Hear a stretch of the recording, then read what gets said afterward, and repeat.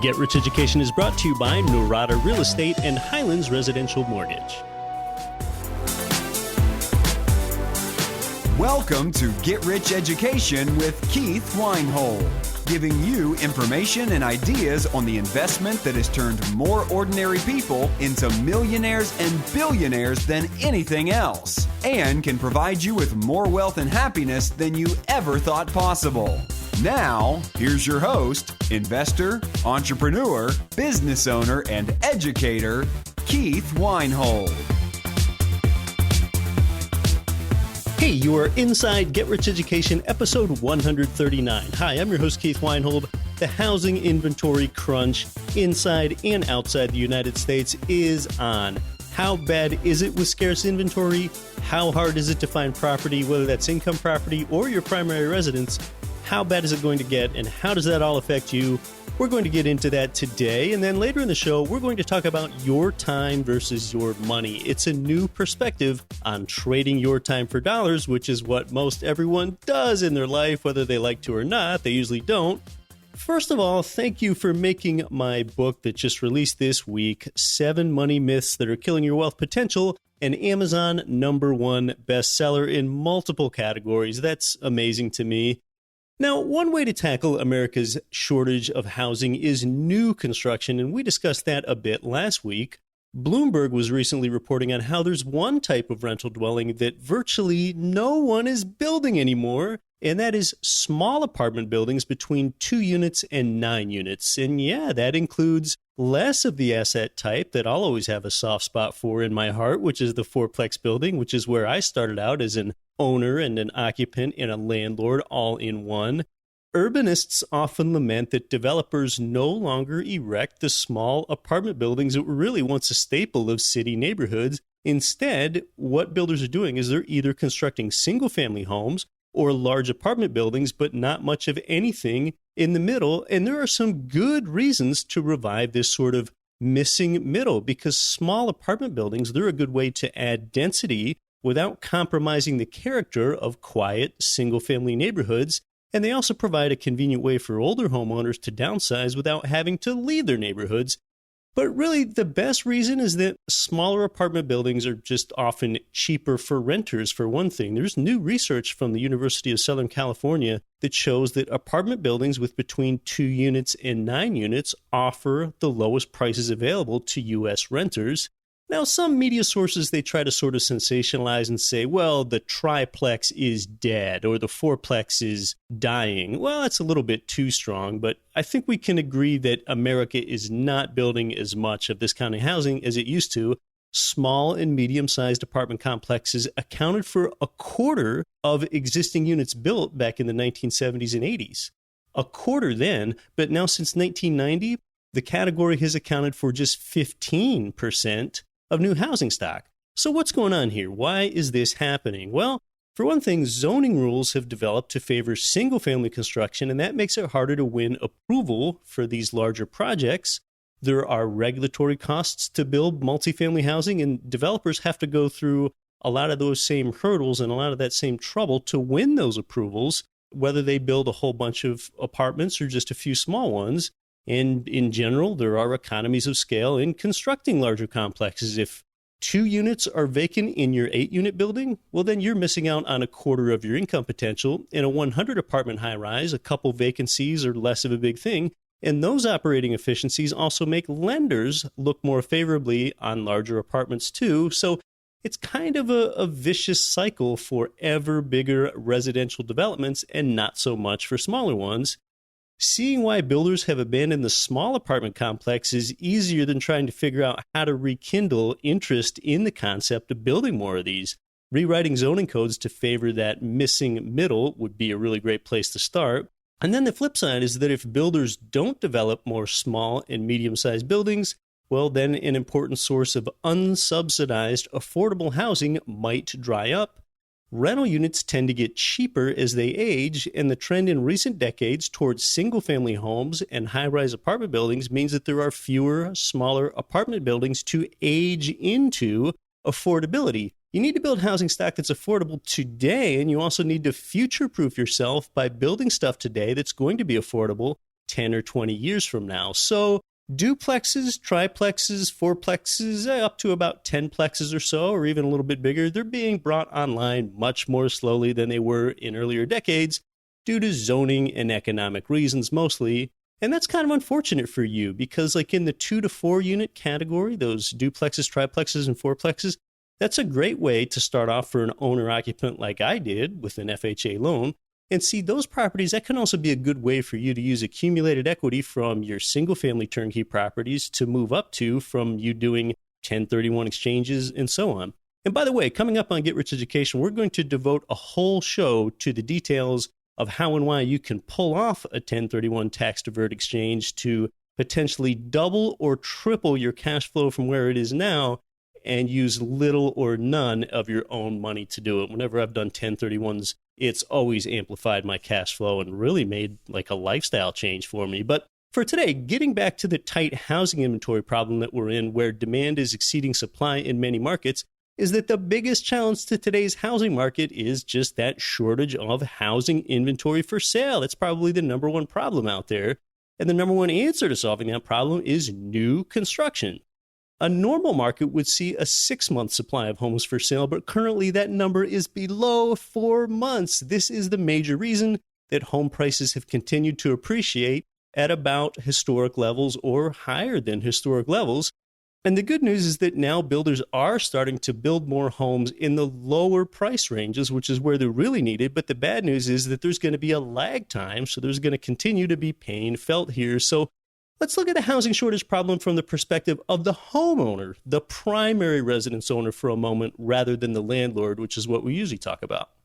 Now, we've got mortgage interest rates that are still astoundingly low, about 4% for an owner-occupied 30-year. And for your income properties, you're still getting less than a 5% interest rate, even though, people have been expecting interest rates to rise substantially for, 5, 6, 8 years here, and rates still haven't risen much, but there does project to be more of a likelihood of a substantial move up in mortgage interest rates with these Fed funds rate hikes that we've been having. Now, if mortgage interest rates do go up, coupled alongside with this inventory problem, then homeowners could start to feel imprisoned in their own home. Business Insider was reporting how they say the housing recovery is sort of a mixed bag. Okay, with slow wage growth, that means that there are fewer affordable houses available to buyers, especially in the bigger cities. Now, on the surface, the price trend looks kind of good for existing homeowners to sell because you figure that with basically a full housing recovery that's taken place over the last 8 years, that homeowners could sell and they wouldn't take a loss. They might even have a nice gain to show now. You think they might even want to sell. But the likely rise in mortgage rates from historic lows, that means that there would be less incentive to move, and you can feel like a prisoner inside your own home because of rates. There gets to be a growing challenge of an increasing financial penalty caused by the interest rate lock-in effect over time. Now, since the 1980s, basically interest rates have just gone down, down, down. And that created sort of a built-in incentive to move because when you would move into a new place, you would get a lower mortgage interest rate along with that, and that helped affordability. Now, even if a seller's income was unchanged, it was possibly effective to move into that lower mortgage rate, even if that home price were higher, and so be able to even afford a slightly bigger home. Now, the likelihood that rates will rise from historic lows, that spurred this so-called rate lock-in effect. Some homeowners, they might not sell because the perceived or the actual difference in their monthly mortgage payments if they swap out their old rate for a new, higher interest rate. And the prisoner's dilemma is that in a market with tight inventory, the decision to sell depends on whether that homeowner wants to risk selling and then not being able to find a new home. So the existing homeowner is trapped in this prisoner's dilemma of sort of the cooperative outcome. Okay, if everyone acted simultaneously, it would sort of solve the problem as everyone moves around, but we can't take the risk of being the one that acts when someone else might not. In some cases, like when a homeowner is moving across the nation, then, well, sure, the sell decision is quite a bit easier to make. It's almost obligatory. And there's also a level of home price appreciation that still does sort of make selling an attractive prospect. So then the question becomes whether new homes can be built quickly enough to catch up to housing stock demand.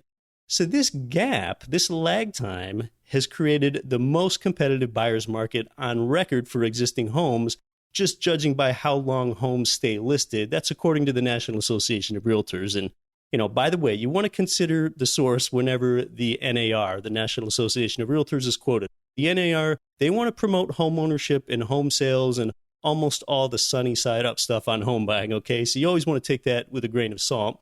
But according to the NAR, in April, existing homes listed for a record low median of 29 days. Shorter listing times, they suggest that buyers are snapping up houses as quickly as possible, indicating a hot market. In reality, these conditions, tight inventory and high demand and rising prices, they really look to be with us for quite a while to come here. So think about how this might make you feel imprisoned. You don't want to risk moving if you're already a homeowner, partly due to the fear of having to pay a higher rate by the time that you close on your new home. Well, that can make you less likely to want to sell in the first place, which then means there is even less inventory available when people don't want to sell, so this problem kind of feeds upon itself. Lawrence Yun, the chief economist of the NAR, he recently said that sellers are in the driver's seat as the intense competition for the few homes for sale is forcing many buyers to be aggressive in their offers. Buyers are showing resiliency given the challenging conditions, but at some point, and the sooner the better, price growth must ease to a healthier rate. Otherwise, sales could slow if affordability conditions worsen. All right, that's what he said. Let's look at what some of the other industry experts have to say on this tight inventory subject. Ralph McLaughlin, the chief economist at Trulia, he was quoted as saying, nationally, housing inventory dropped to its lowest level on record in 2017 Q1, which was the latest quarter ended. The number of homes on the market dropped for the 8th consecutive quarter, falling 5.1% over the past year. That is substantial. Tom O'Grady, the CEO at Protect, says the lack of inventory is very real and could have a severe impact on home sales in the months to come. Traditionally, a balanced market would have an MRI, that's months remaining inventory, between 6 and 10 months. Okay, so that's a balanced market. But this month, only 8 metros that they track have months remaining inventories over 10. Last year, there were 27, and 2 years ago, there were 48 of those. So that's how bad the lack of inventory is. And it's not being driven only by traditionally hot markets, but this is a broad-based national phenomenon we have here. But some of the good news is that builder confidence is up, and we need those builders to jump in and give us that new inventory to pull us out of this paltry housing availability problem. So the housing market index from the National Association of Home Builders, not the NAR, but the NAHB, that reveals that builder confidence did increase here in the recent months. NAHB chief economist Robert Dietz, he said that the housing market index of future sales conditions reached its highest level since June of 2005. So that's showing a lot of builder confidence as they're really trying to add more new construction units. So that's that. And let's be mindful that new construction is not all the same either, okay? Some good news is that builders are meeting the needs of today's purchaser. So builders are not only jumping into the market, they're doing a better job of matching current demand. The Wall Street Journal was recently writing about how home builders are shifting their focus away from luxury homes and toward homes at lower price points. And this is key because of slow wage growth. So on the single-family home front, you're seeing an increase on homes built under $400,000 in sale price and a decrease in new construction nationally of homes of more than $400,000. So back to income property and its supply for you. A lot of national turnkey income property providers are having problems with inventory for you, the investor. One thing I do is I travel inside and outside the U.S. to find not just the markets where the numbers make sense for you and you can get some rental cash flow, but keeping current with those providers that actually have some turnkey income property inventory for you. And the good news is that one of those places is Jacksonville, Florida. It's one of the few U.S. coastal markets where the numbers can actually make sense for you. And, years ago, our smart Jacksonville providers saw the inventory crunch coming, and they jumped ahead of it. And as of last week, they had at least 10 turnkey income properties available for you right now. You can find out more And you can get a free report that they put together for you about the Jacksonville market, and it has all their contact information. You can get that report at getricheducation.com/Jacksonville. Or if it's easier, just go to getricheducation.com/JAX. Either one will take you to the same place. Let's talk about why you think you need to own the home that you live in as opposed to renting your primary residence. And then let's talk about your time versus your money. I'll be back with that in less than 100 seconds. You're listening to Get Rich Education. Are you having a hard time finding great investment properties? Unfortunately, the best deals are rarely found locally. Successful investing begins with the right properties in the right markets. Norada Real Estate provides everything you need to invest in the best deals across the U.S. Our simple, proven system will help you create real wealth and passive monthly cash flow. Get your free copy of the ultimate guide to passive real estate investing at noradarealestate.com/guide. That's NORADA realestate.com/guide. Are you looking to invest in your first investment property or grow your existing inventory? Highlands Residential Mortgage can help, offering down payments as low as 15% and credit score requirements down to 620. Their streamlined process is designed to help investors close their loans quickly and without any surprises. You need someone who knows cash flowing real estate and can help guide you through the muddy waters of today's lending environment. So call Graham Parham today, toll free at 855-326-6802. The Parham team can help you purchase or refinance any of your 1 to 4 family investment properties. NMLS number 195724, 12001 North Central Expressway, Suite 750, Dallas, Texas 75243. Equal housing lender, not licensed in all states. This is Rich Dad, Poor Dad, author of Robert Kiyosaki. Listen to Get Rich Education with Keith Weinhold. Don't quit your daydream. Welcome back to Get Rich Education. Hey, I know we've had a lot of listeners ask me about when Tom Wheelwright's tax-free formula is going to open back up again, these great video modules for taxes. And the answer is very soon, later this month.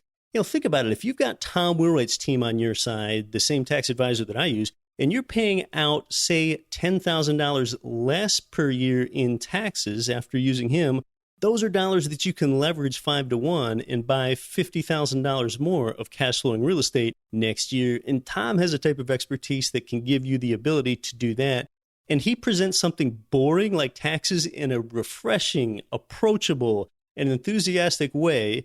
And our free newsletter subscribers will learn about when that program opens up here again soon. I've got a question for you. Do you think that you need to own a home? Do you think that you need to physically own the home that you live in?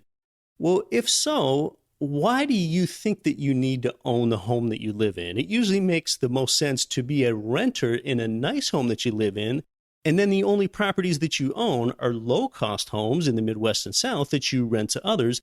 That's what makes the most sense strictly from a financial efficiency standpoint. We know that the home ownership rate is at multi-generational lows here, but yet I still run into people all the time that think that they're almost like some sort of failure if they don't own their own home. Most recently, in fact, the guy that mows my lawn, Gary, he's a nice enough guy, a few years younger than I. He and his wife are renters in a condo, and they told me that they really want to own a home. Like, that's a real priority of theirs. And I kind of found a roundabout way to get to them and say, well, you know, for probably at least half the places in the U.S., including here in Anchorage, it typically makes more sense to rent rather than own. And then the next thing that they told me is they want to sail a boat around the world for a year or two. I mean, geez, then that really gets to tilting more toward renting. But anyway, paying rent is not like throwing money away. When you pay rent somewhere, you have the benefit of living there. You get something in exchange for that. Okay, if you pay $20 to ride a roller coaster, you don't own equity in the roller coaster track or a fractional share of the roller coaster car, and you didn't expect to. When you rent a boat for the day, you have the benefit of using the boat, fishing from the boat for the day, and you don't own shares in that boat, but you got the benefit of using it. And additionally, that stuff, roller coasters and boats, that's discretionary spending, and yet you're willing to do that. So you ought to be more than willing to rent a home when that's not discretionary. A place to live is mandatory. So in this era of tight housing inventory, should you even be looking for a place to own and call your own, or should you be a renter? Well, I can't tell you definitively yes or no for your situation, that's for sure, but let's look at some of the trade-offs between renting versus buying the home that you live in. And there are 16 trade-offs that I came up with here, some of which you've probably never thought about and others that you likely have. The first one of the 16 probably takes the most time to explain, and that first one is the dynamic between the property price and the rent-to-value ratio of that property. If a home costs less than $250,000, own it. If it costs more than that, then pay rent, because on higher-priced homes, you get more home for a smaller rent amount that you're able to pay. If you can pay just, say, $2,500 in monthly rent on a $500,000 home, well, then you get the benefit of living inside a home where you're only paying a rent-to-value ratio of 0.5%, 2,500 divided by 500K. You can buy property in the Midwest and South for $100K and rent it out to someone else and get not $500, but you can get $1,000. So now you're exploiting a 1% rent-to-value ratio to your benefit. That property probably cash flows. Someone, a tenant, is either uninitiated or financially disadvantaged, and they have to pay you a high rent proportionally to the low price that you locked up that turnkey property for. So if the monthly rent is under $700 per $100,000 of home, be a renter in that yourself. If rent costs more than $700, own it.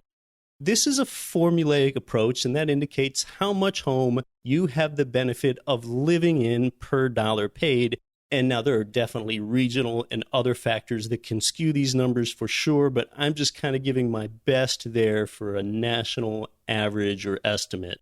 So that's the first of 16. The second trade-off between renting versus owning your primary residence is that of mobility. You're likely going to move more often than you think. People move more than they think, not less. Renting keeps you nimble. With a new job opportunity or a life change like marriage and kids, your mobility is an asset. A homeowner that moves a lot, they get so eaten up and beaten up with closing costs and make-ready expenses and sales commissions. When you sell a property, you can pay 8 to 10% of the sale price in sales commissions and make-ready expenses alone. The third trade-off is choice. When you're looking for a place to live, there are certainly more homes for sale than there are rentals, especially at the higher end. Well, that tilts towards being an owner rather than being a renter. The next trade-off is equity buildup. Equity is the difference between what your home is worth and how much you owe on a mortgage. Homeowners build equity, renters don't. Equity is like a forced savings plan, but equity is an awful investment with zero return because the presence or absence of equity has absolutely nothing to do with whether or not your home appreciates. Yet you would still rather have equity than not have it, everything else considered equal. But homes make terrible banks. Homes are meant to house families, not store cash. Next, consider liquidity. Although most homeowners build equity, it's difficult to access those funds. To tap your home equity, you must prove to a bank that you qualify again and wait months and incur costs, and you might still be denied access to the equity. So if you can rent that property for less each month, you have liquid dollars that you're able to accumulate. The next trade-off is opportunity costs. Most people tie up a 20% down payment or more in home equity. And like we just said, equity dollars are low use, zero return dollars. Instead, your chunk of money can be earning a return for you somewhere else. Next, consider what I call sunk cost. Sunk cost, that's an overlooked killer for homeowners. You've got mortgage loan closing costs and constant home maintenance and repair, property tax, utilities, landscaping, snow removal, replacing obsolete fixtures once in a while, appliances, roofing. Painting costs are never fully recouped, and renters bear fewer of these sunk costs. Next, consider control. With control, homeowners have the advantage here. The peace of mind of knowing that a landlord cannot tell you to move is priceless. You have a feeling of belonging. You have an anchor. And as a homeowner, you can knock out a wall or renovate your kitchen or add a fence between you and a neighbor. You can make it yours. The next trade-off is appreciation. Renters don't experience price appreciation, and even worse, renters might have to weather rent price increases. Homeowners with loans, they benefit from financial leverage. Leverage can amplify your wealth in an appreciating environment, although you're going to be really lucky if leverage appreciation offsets ongoing opportunity cost and sunk cost, and inflation becomes your friend when you have a mortgage, if you think we're going to have more inflation. Next are tax advantages. Homeowners often get the mortgage interest deduction, but this is really just a smaller consideration than how most people think of it. Even Rich Dad advisor Tom Wheelwright himself says, don't let the tax tail wag the dog. The next thing you need to consider are low mortgage rates. Homeowners can tie up long-term fixed interest rate debt here, still at these historically low rates. Consider the community formation trade-off. Owning your home, it provides both you and your neighbors sort of this feeling of belonging. Homeowners are more likely to look out for the common good of the neighborhood, and that helps everyone in the neighborhood, and people just kind of feel more fulfilled when they're part of something greater than themselves. It's that sense of community.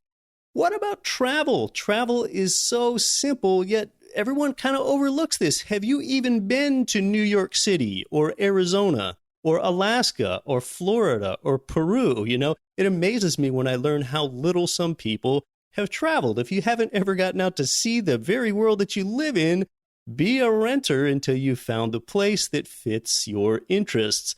Now, if you have a lot of family that lives where you live, well, that tilts in the direction of you wanting to be an owner. The next trade-off is personal cash flow. If it costs substantially more to own a place rather than rent that place, then by all means rent it and vice versa. Homeowners that divert too much of their income into a mortgage payment, they're what's known as house poor. And being house poor, that stifles your opportunity to travel and invest and provide opportunity for your family. Think about natural disasters. Areas subject to frequent earthquakes, hurricanes, and floods, that clearly tilts to the renter's advantage. Even if you're adequately insured, those catastrophes are worse for homeowners. And then finally are consumer advantages. I'll kind of call that consumer advantages. That's where owning rather than renting, that can give you higher credit card limits and more favorable insurance rates. And that's all 16 of the trade-offs that I came up with you to consider there. You know, a decided stigma still exists with renting. There's just no doubt about that one, but you don't live your life for the Joneses, you live it for you.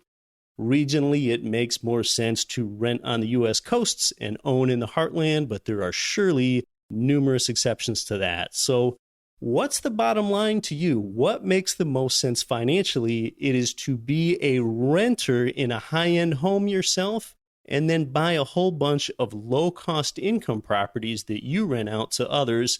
But there's just no one definitive factor in the rent versus buy decision, because this is where your finances and your feelings intersect. As soon as we're talking about where you live, feelings come into the picture.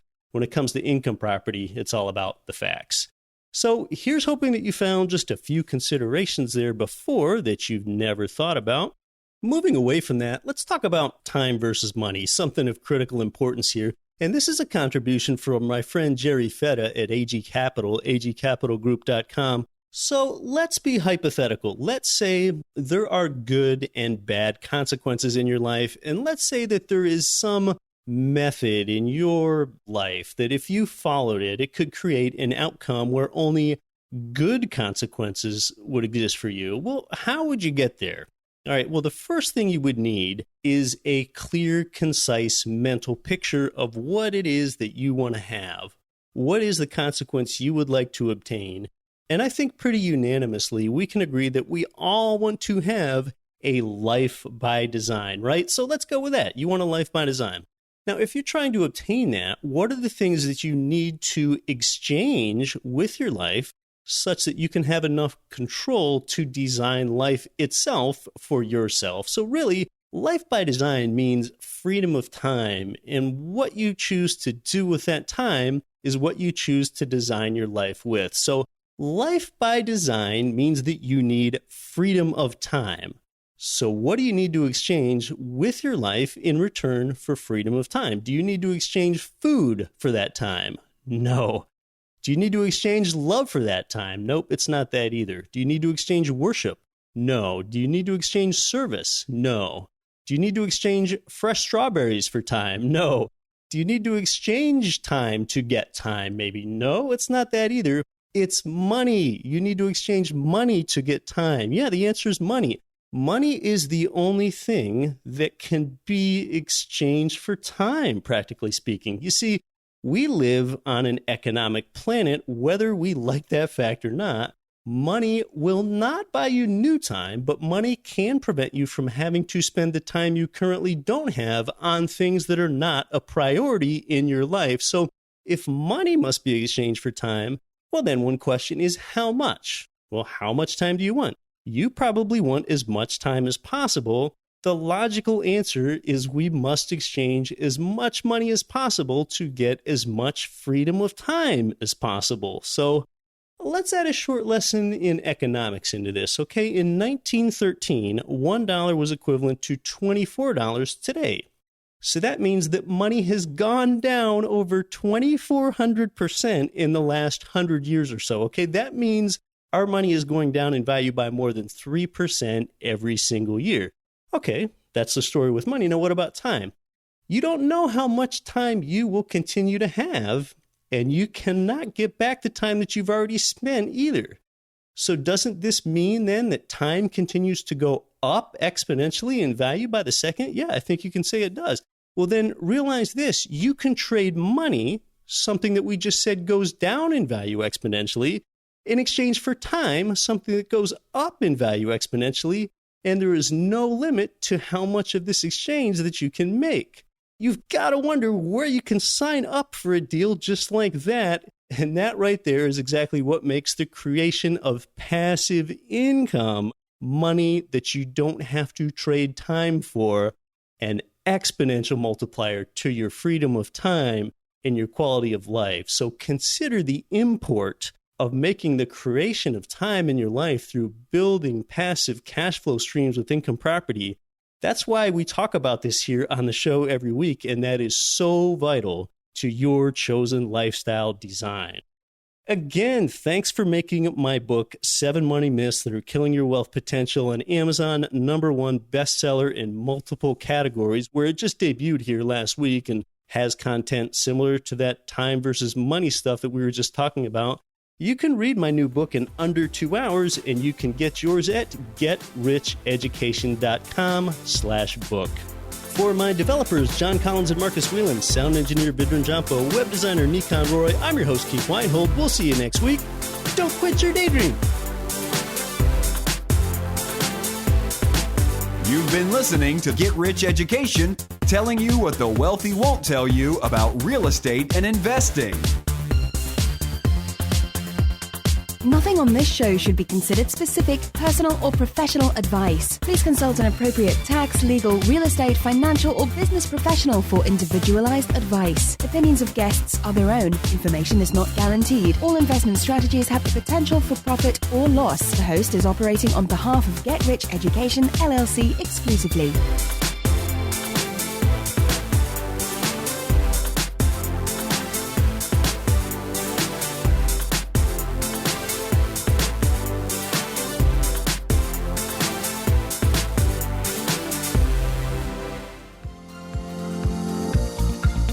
Cash flow real estate investors nationwide and worldwide, this is Get Rich Education's Keith Weinhold. Forbes has rated Memphis, Tennessee as the #1 cash flowing market in the world.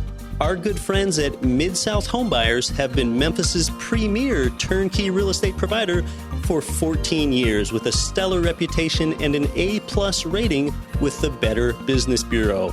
Owner Terry Kerr was born and raised in Memphis. Yeah, he knows the market and has renovated and sold over 1,000 houses in the Memphis area. Find out what their many repeat buyers already know. Their houses are completely renovated, even come with a 1-year builder's warranty and a lifelong rental guarantee. They're a perfect fit for the first-time out-of-state investor or the seasoned investor diversifying their portfolio. Mid-South Homebuyers' friendly staff makes investing easy. Learn more at midsouthhomebuyers.com or give them a call at 901-217-HOME.